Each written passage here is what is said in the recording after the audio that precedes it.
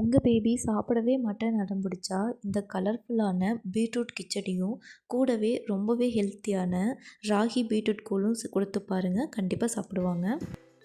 வாங்க எப்படி பண்ணுறதுன்னு பார்க்கலாம். பீட்ரூட் கிச்சடிக்கு நான் தேவையான அளவுக்கு அரிசியும் பருப்பையும் நல்லா கழுவிட்டு ஒரு அரை மணி நேரம் போல் ஊற வச்சுருக்கேன். இப்போ இதையே குக்கரில் சேர்த்துக்கலாம். இதுக்கு கொஞ்சம் தண்ணி அதிகமாகவே சேர்த்துக்கலாம். பருப்பும் அரிசியும் நல்லா குழஞ்சி வரணும். இப்போது இது கூடவே நான் க்யூபாக கட் பண்ணி வச்சுருக்கேன் பீட்ரூட்டை ஆட் பண்ணிக்கிறேன்.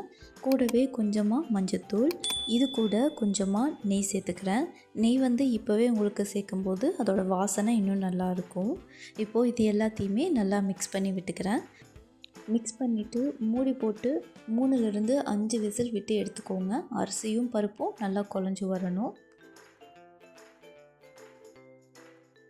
விசில் வந்ததுக்கப்புறம் ப்ரெஷர் கம்ப்ளீட்டாக இறங்கணும். அது வரைக்கும் ரெஸ்ட்டில் விட்டுருங்க. பாருங்கள், அரிசியும் பருப்பும் கூடவே பீட்ரூட்டும் நல்லாவே வெந்திருக்கு. இப்போ தான் நான் அரைச்சி எடுத்துக்க போகிறேன்.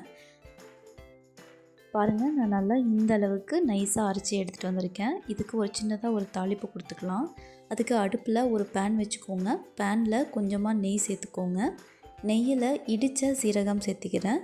சீரகத்தை இடிச்சிட்டு சேர்த்தும்போது அதோட வாசனை இன்னும் நல்லாயிருக்கும். கூடவே குழந்தைங்களுக்கு கொடுக்கறது ரொம்ப சேஃபான வழி. இப்போது இதையே நான் அரைச்சி வச்சுருக்க சாப்பாட்டில் சேர்த்திக்கிறேன்.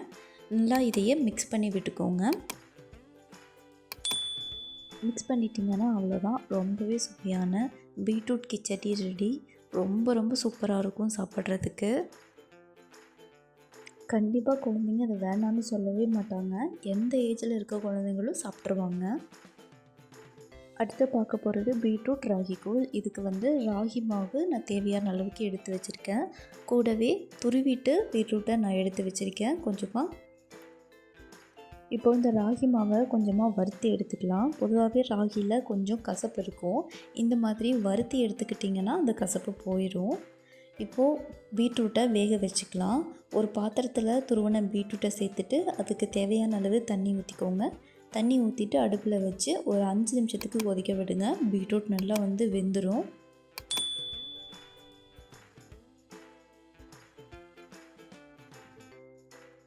இப்போது அந்த கேப்பில் வறுத்து எடுத்து வச்சுருக்க ராகி மாவு நல்லா ஆறிடுச்சு. ஆறினதுக்கப்புறம் இதில் கொஞ்சமாக தண்ணி விட்டு நல்லா கட்டி இல்லாத அளவுக்கு நான் கரைச்சி எடுத்துக்கிறேன். பாருங்கள், 5 நிமிஷம் கொதித்ததுக்கப்புறம் பீட்ரூட் நல்லா வெந்துருச்சு. பீட்ரூட்டில் இருக்க கலர் எல்லாமே தண்ணியில் கம்ப்ளீட்டாக இறங்கிடுச்சு. பீட்ரூட் ரொம்ப சாஃப்டாகிடுச்சு. இப்போது இதில் கரைச்சி வச்சுருக்க ராகி மாவையும் நான் சேர்த்துட்டு ஒரு 5 நிமிஷத்துக்கு கைவிடாமல் நல்லா கிளறிட்டே இருங்க. 5 நிமிஷத்தில் உங்களுக்கு ராகி மாவு நல்லா கொதிச்சு உங்களுக்கு இந்த பதத்துக்கு வரும். எப்போவுமே ராகி சேர்த்தும் போது கொஞ்சம் தண்ணியாக இருக்க மாதிரி பார்த்துக்கோங்க. ஏன்னா ராகி கெட்டியாக இருந்துச்சுன்னா குழந்தைக்கு கான்ஸ்டிபேஷன் உருவாக்குறதுக்கு வாய்ப்பு இருக்குது.